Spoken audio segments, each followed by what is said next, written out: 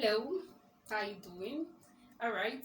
Have you ever said or made the statement, I'm fine with whatever you have to offer when asked, how much do you intend to earn or how much are you expecting or what's your current salary or what's your proposed salary? Have you ever said, I am fine with whatever the company has to offer or whatever you're offering? Have you ever made that statement? If you've ever made that statement, it's very wrong. Yes, I'm a recruiter. I'm talking to you from a recruiter point of view. That is very wrong. It's very wrong. So, before we go into why it is wrong, the best things to say, how to go about it, how to get your pay, what's your worth, all right? Let me introduce myself. So, my name is Cynthia. I'm a recruiter. That makes me recruiter Cynthia.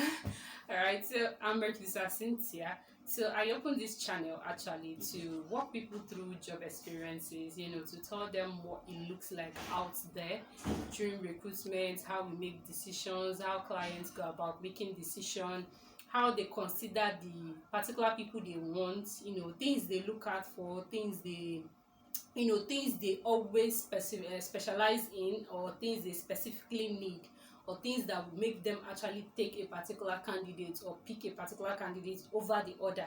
These are things I always share in this page. So if you're job hunting or you intend to job hunt, or or you have a family member or friend or something that is job hunting or looking for a job or that will look for a job, you can share my channel with them, tell them about me, they can join, we can be here, you can join the family, hit the subscribe button and all that, follow up, turn on notification. All right, so let's go there to the actual thing that brought us here.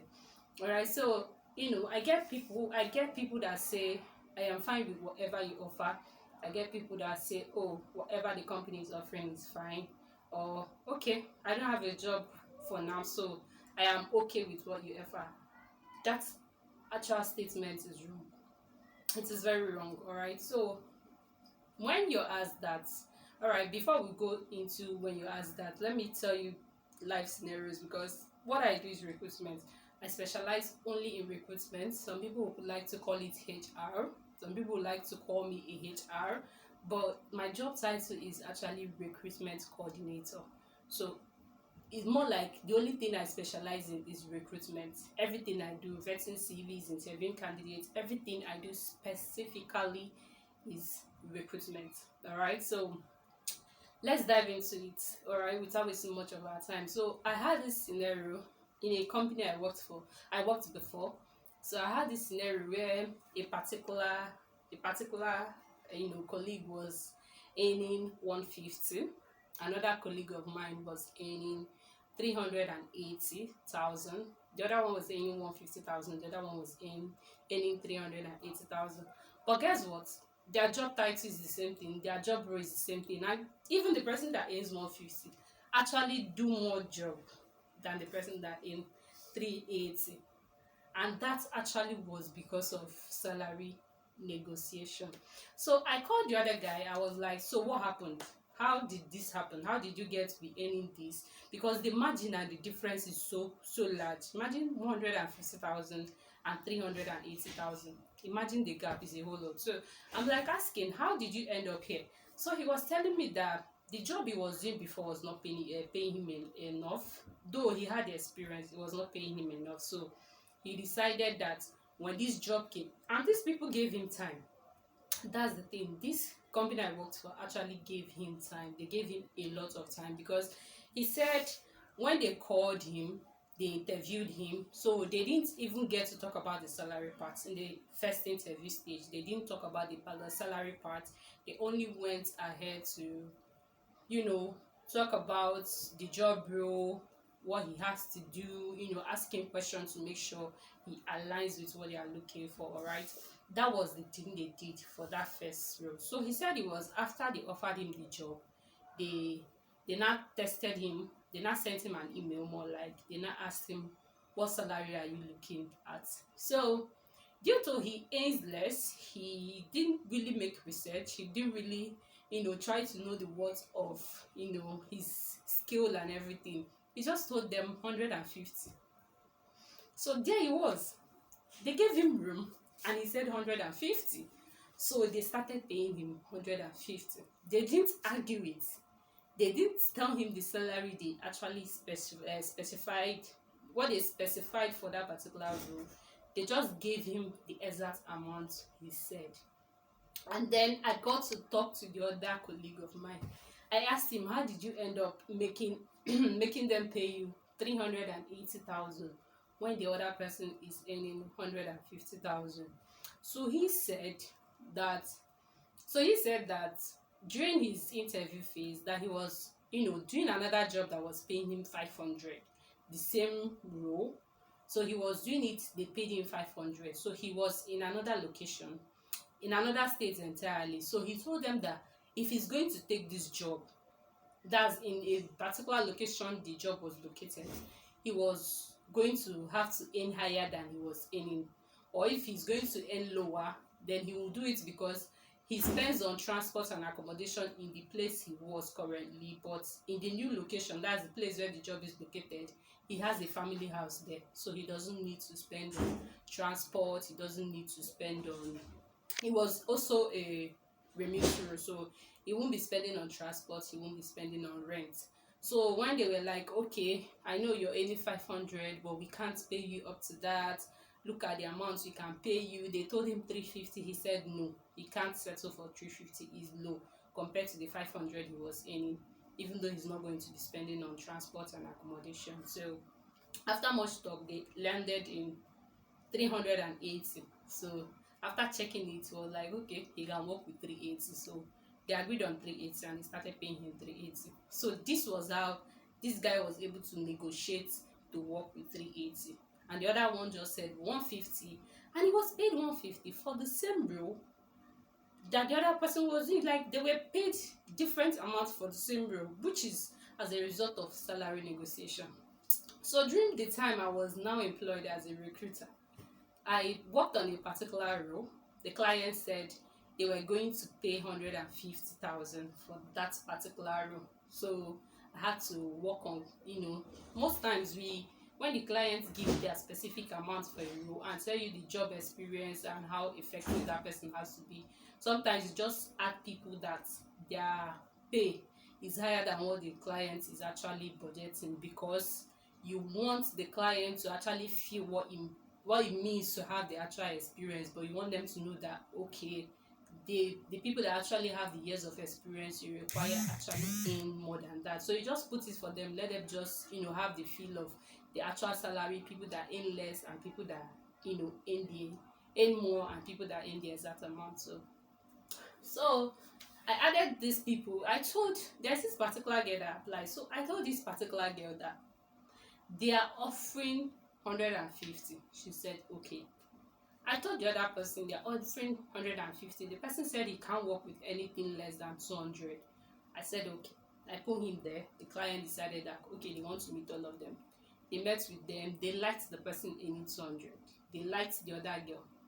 So as they liked the two of them, they decided to have a second interview with them, called them, and they interviewed them. So during the time they were now making decision, they told us they actually interviewed other people, but they were just more interested in these two people.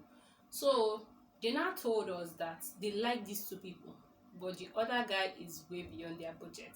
Can we ask the guy if he can come down, all right, if he can come down to what they are willing to pay and all that? The candidate insisted that anything that is less than 200,000 he wasn't going to pay. So you know what? The client likes him. They want to work with him. So they decided that they were going to pay him the 200,000 he asked for, because he insisted. Because he insisted. Now, let's go back to the other girl. So the other girl went there. After talking with her and all that, they felt the girl did not have enough boldness for salary negotiation. Do you know what? They offered this girl 120,000, less than the actual amount they actually put down for this job. And it's not as if this girl does not know the amount, because I already told her what they were offering.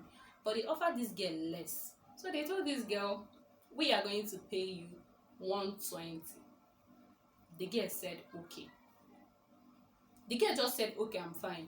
I wasn't in the interview. That's the interview with the client, because they had it in their physical office. So it was some clients who have virtual, where we'll be there and all that. So this particular interview didn't happen in my presence. So I called this girl. I'm like, okay, how was the interview with the client? Did you meet with them? How was it? What did they say? She told me that they offered her 120,000. Okay, the first question I asked her was, so what did you say when they offered you 120,000? The girl said, I told them okay. I said, for you to say okay, that means you are fine with it. She said, no, it's not as if I'm fine with it. It's just that that was what they offered. I didn't want to go far. I was the recruitment coordinator, so I'm not supposed to talk bad or anything. So I told her, okay, since you already told them okay, it's fine with you, that means you can work with that and all that. So that was how these two people actually started this work, and one was paid 200,000, the other one is paid 120,000. Power of salary negotiation. So instead of saying okay, I am okay with this salary, make research, do your research, talk to people that have the same year of experience that you have or similar to what you have. Talk with them, know how much they earn, know the actual amount they earn, know what your worth. Because I realize that sometimes, because a particular person is working or has been working with a particular company for long and they never reviewed their salaries. Let's say you've worked with a particular company for 8 years. That means in that particular role you have 8 years of work experience. Yes, because you've worked with this particular company for 8 years. Even though it was one particular company, it still does not mean you've not had 8 years of experience. You've had 8 years of experience in this work. So before saying what you actually want them to pay you, if you don't know what they are paying, because sometimes most company would tell you what they are paying, and then you check if you're okay with that before applying. But in a situation where you don't know, make research. No, okay, if you're doing a business development manager, just search a business development manager in this industry that has worked for 8 years. How much is the person supposed to make? What's the minimum amount and the maximum amount this person is supposed to be making, or this person is supposed to be paid? Do your research. There are websites where you can do your research. You can even use ChatGPT to narrow your research. Ask ChatGPT what you're supposed to expect. Don't just make research from one particular place. Do research from different places. After your research, if you can, talk to people that do the same thing you do or works in another company or they're in your industry. But consider this. I want you to consider this. Do not just say because this person is a business development manager, he earns 1 million, for that you as a business development manager should earn 1 million. No. Always remember that the industry is important, the years of experience is important, the skill you have to offer is important. So while doing this research, always put these things into consideration. Always do it, because someone can be a business development manager in a fintech company, and someone can be a business development manager in a dental clinic. Sometimes they don't earn the same amount, all right, even though they are all doing business development. Someone might have 2 years of experience in business development, another might have 8 years of experience in business development. They don't earn the same amount. So always narrow it down. Know how many years of experience, the industry, everything you need to do, the industry, the company involved. The industry covers that. Actually, the industry, the year of experience, the skill you have to offer, use it to know the actual amount you're supposed to earn, so that when you're told okay, you're going to be paid 20,000, you can say, actually, thank you for the offer, which I believe is good, but I was looking forward to 30,000, 50,000. And when you're saying that, always put why. Always specify why, because some people say, I am looking forward to 20,000. No, I'm looking forward to, when giving 20,000, they can say I'm looking forward to 30,000. 20,000 is not what I'm looking forward to. So there is a way you put it, and you just turn the company down or the client down, so they might just go. You can say, okay, thank you for your offer, which I believe is good, but when we have to talk about the year of experience and all that, I've had experience working in this industry. I've specialized in this industry for a long time, so I have had this experience. I believe that with this experience I can offer you, what you're looking for, but due to the years of experience and everything, I believe I can't earn up to this. This is what I'm expecting, this is what I'm looking at. All right, sometimes you can include the location too, because I realize something. People that work in Nigeria and Lagos State will know that working on the island and the mainland is a thing to consider. All right, it's something to consider. So you could be like, I stay on the mainland, so transport, due to the company is not providing any means of transportation, there is no company bus. I'm considering salary too. I'm trying to do work life balance, so that I won't be in a situation where I work and have nothing at the end of the day. Or there are a lot of things you can say when trying to put to them that this is the reason why I can't be paid this, this is the reason I'm to be paid this. So it's a discussion, it's not a war. When that comes up, it's a discussion. You make discussion, you make that interaction with the people that's trying to employ you. You have that with your employer. Just have that interaction. Let it be a conversation. Don't just say this is it, this is what I want, and that is final. Don't put it that way. No, try to make a discussion. Engage them. Let them say, okay, I know you're living at this place, okay, but this is what we can offer. Okay, let us see if we can add this. It's a conversation. Have that conversation, and at the end of the day, if you guys are able to, if you and the recruiters are able to arrive at a conclusion of something that you feel you can work with, then you can accept it. All right, don't always say you are fine. Don't always say, unless it has been specified. If it has been specified already, you saw it in the JD that was posted, job description that was posted, you saw it, you saw the amount, you felt it was okay, that was why you applied. So don't go and stress them after seeing the amount and you feel it's not okay, you also apply to go and be doing salary negotiation. That's not a wise thing to do. So if you see the JD, the job description, if you see it and the salary is not something you can work with, don't bother applying.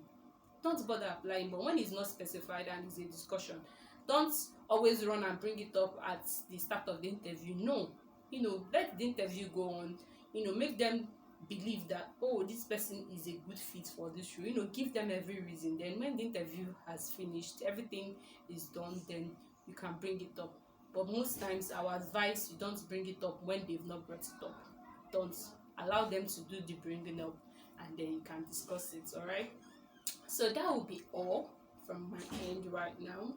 I'll see you in the next video where we'll talk about the next thing, or the next thing or things you do during job application and all that. I am recruiter Cynthia. See you in my next video. Don't hey, please before I forget. So you will see the next post. To make it easy for you to see the next post, hit on that subscribe button and turn on the notification so that you'll be notified on the next post I make. Comment in the section your experience during salary negotiation. Comment about what experience you've had, how you've been able to handle it. Your comments might be able to help somebody, or if you have question, I'm in the comment section, I answer it and all that. All right, so see you in my next video. Catch ya. Bye bye.